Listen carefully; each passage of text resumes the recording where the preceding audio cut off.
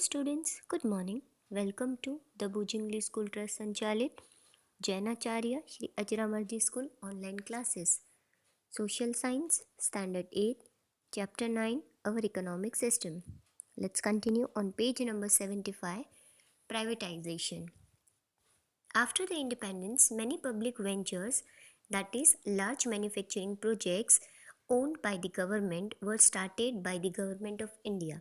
यहाँ पर public ventures यानी जो बड़े बड़े प्रोजेक्ट्स थे, मैन्युफैक्चरिंग प्रोजेक्ट्स थे जिनको गवर्नमेंट ने ओन किया है आफ्टर इंडिपेंडेंस के बाद गवर्नमेंट ऑफ इंडिया ने ऐसे पब्लिक वेंचर्स स्टार्ट किए. With the passage of time, these ventures made less profit and incurred loss. जैसे जैसे टाइम पीरियड आगे बढ़ता गया, टाइम आगे निकलता गया, ये पब्लिक वेंचर्स जो गवर्नमेंट ने ओन किए थे उसमें प्रॉफिट कम हो रहा था, लॉस ज़्यादा हो रहा था. Many public ventures had to be closed down for this reason.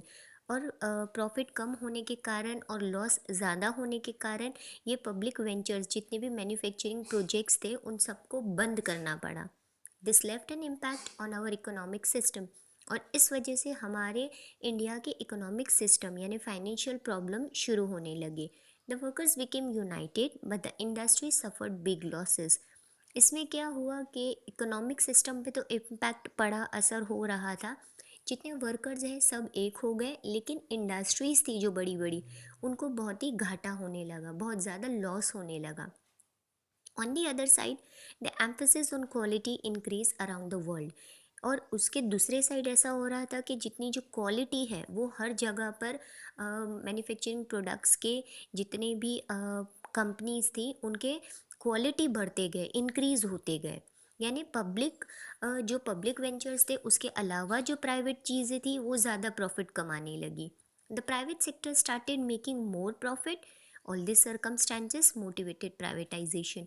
अब पब्लिक की जो गवर्नमेंट की चीज़ें थी उनका वर्कआउट नहीं हो रहा था क्योंकि उन लोगों ने बैंड कर दिया था, गवर्नमेंट ने मैन्युफैक्चरिंग प्रोजेक्ट्स बंद कर दिए थे, जिस वजह से प्राइवेट सेक्टर को प्रॉफिट ज़्यादा होने लगा और इस वजह से प्राइवेटाइजेशन स्टार्ट हो गया.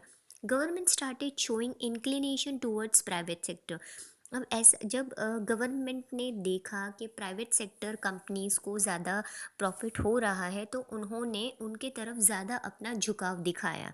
The joint sector is a part of the process of privatisation. जो लास्ट मैंने बताया था जॉइंट सेक्टर, जिसके अंदर प्राइवेट कंपनी ओनरशिप और गवर्नमेंट ओनरशिप दोनों कंबाइन काम करते हैं तो प्रॉफिट दोनों को ही होता है. तो जॉइंट सेक्टर एक उसी का प्राइवेटाइजेशन का हिस्सा है. Globalization. It means the world becoming one or countries coming closer to one another. Globe क्या होता है? जो हमारा ब्रह्मांड है, हमारा जो पूरा वर्ल्ड है, उसकी चाहे एक हो या दूसरी कोई भी कंट्रीज़ हो, जब एक दूसरे के करीब आते हैं, एक दूसरे की कंट्री को जानने लगते हैं, उसको हम कहते हैं globalisation. Due to the globalization, any country of the world can trade with another country easily.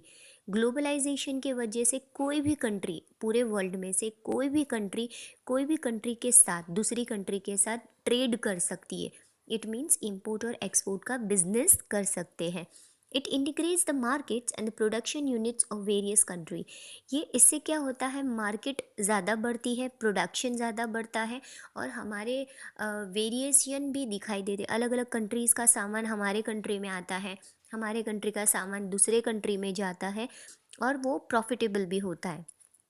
The process of growing international relations and the integration of markets across the world is globalization.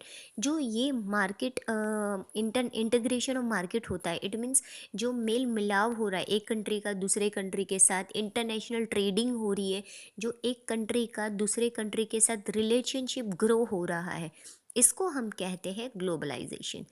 The unique revolution in the field of information technology has stimulated globalization. जो आज हमारा information technology जो बढ़ती जा रही है तो वो एक यूनिक चेंज है, बहुत ही अलग चेंज है, जिस वजह से हम एक कंट्री से दूसरे कंट्री तक बात भी कर सकते हैं, हम कांटेक्ट में रह सकते हैं, उनके साथ हर चीज़ का बिजनेस भी कर सकते हैं. The world trade organisation, that is WTO, established in 1995, CE is working towards promoting fostering globalization.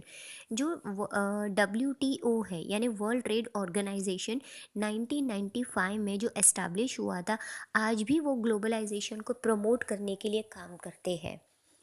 अब हम बात करेंगे लास्ट टॉपिक हमारा, इफ़ेक्ट्स ऑफ ग्लोबलाइजेशन, यानी जो ग्लोबलाइजेशन है, जब हम एक कंट्री से दूसरे कंट्री के साथ कनेक्टेड रहते हैं तो उसका कुछ असर भी होता है।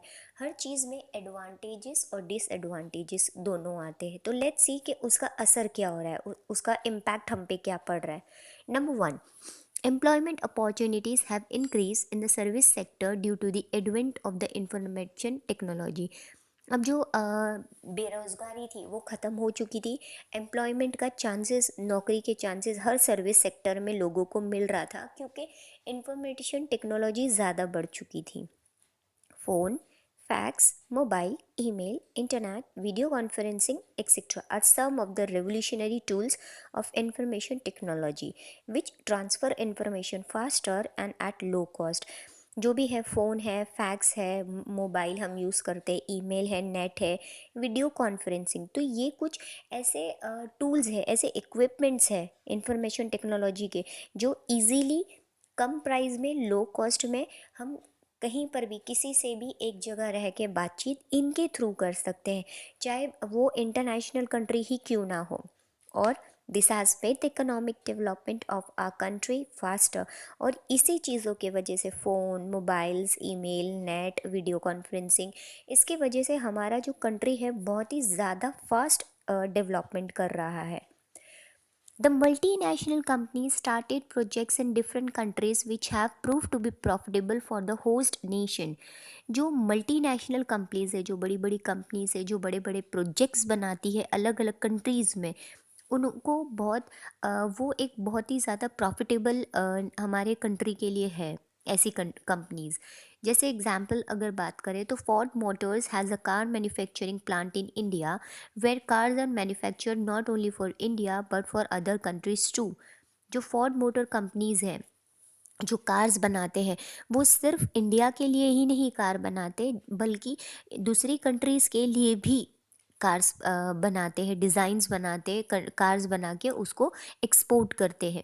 Apparently India receive the advantage of this venture. इसका हमें इंडिया को फ़ायदा भी होता है ये सब चीज़ों का, क्योंकि अगर हमारे कंट्री का प्रोडक्ट कोई भी बाहर के कंट्री में जाता है तो इनडायरेक्टली उसका प्रॉफिट हमारे कंट्री को मिलता है। Similarly, the big companies of India such as Tata Motors, Infosys, Asian Paints, Parle, etc. have export their commodities in the foreign markets. बाहर के देशों में जो हमारी जो बहुत हमारे इंडिया की पॉश और बड़ी बड़ी जो कंपनीज है, जैसे टाटा मोटर्स है, इन्फोसी है, एशियन पेंट्स है, पार्ले की कंपनी है, इन लोगों ने बहुत सारा सामान एक्सपोर्ट किया है, कमोडिटीज़ को एक्सपोर्ट किया है फॉरेन मार्केट्स में, यानी दूसरे कंट्रीज़ में।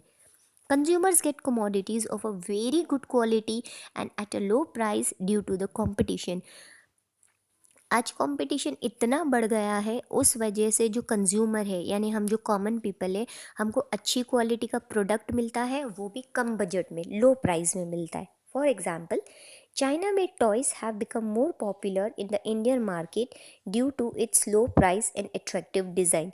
अगर हम एग्जाम्पल की बात करें तो चाइना के प्रोडक्ट्स हमारे कंट्री में बहुत ज़्यादा पॉपुलर हैं इंडियन मार्केट में, क्योंकि एक तो प्राइस उनका कम होता है और उनके डिज़ाइंस बहुत ही अट्रैक्टिव होते हैं, हर चीज़ उनका जो डिज़ाइन होता है अट्रैक्टिव होता है। उस वजह से लोग इंडियन पीपल ज़्यादातर चाइना टॉयज़ है या इक्विपमेंट्स है यूज़ करना पसंद करते हैं। एक तो लो बजट में भी आ रहा है और उनका डिज़ाइन भी अट्रैक्टिव होता है। In 1 year only, the Chinese toys have replaced the Indian toys in 70 to 80% shops. एक ही साल में चाइना के जितने टॉयज़ है 70 से 80% हर शॉप में पाए जाते हैं, सिर्फ 20% ही इंडियन टॉयज़ दिखते हैं और ज़्यादातर 80% टॉयज़ चाइना के प्रोडक्ट सेल हो रहे हैं। इसीलिए रिसेंटली इंडिया ने चाइना के साथ कट ऑफ भी कर दिया था हर चीज़ को लेकर। Now the toys in the Indian markets are cheaper than before. आज चाइना के वजह से हमारे इंडियन मार्केट में भी कुछ लोगों ने कंपटीशन के वजह से अपने टॉयज़ या अपने मटेरियल का प्राइस बहुत ही लो कर दिया है। Do you know the reason behind this? Due to the international trade, the Chinese toys came in the Indian market and true to be better than the Indian toys. इसका reason ये है कि जो international trading हो रही है ना हमारी, यानी एक कंट्री से दूसरे कंट्री में सामान भेजना और लेना, तो उस वजह से जो चाइना के टॉयज़ है इंडियन मार्केट में बेटर प्रूफ हो गए, क्योंकि as compare to Indian toys. However, the Indian toy manufacturers and traders have incurred losses। इस वजह से क्या हुआ कि जो इंडिया में जो प्रोडक्ट्स बन रहे हैं यानी टॉयज़ बन रहे हैं या कोई भी दूसरे इक्विपमेंट्स बन रहे हैं, उस वजह से इंडियन मैन्युफैक्चरर और जो ट्रेडिंग कंपनी है उनको बहुत ज़्यादा नुकसान हो रहा है, लॉसेस हो रहा है। So the globalisation at time causes loss to the cottage industry. इसी वजह से ग्लोबलाइजेशन कुछ हद तक लॉस क्रिएट करता है हमारे कंट्री को।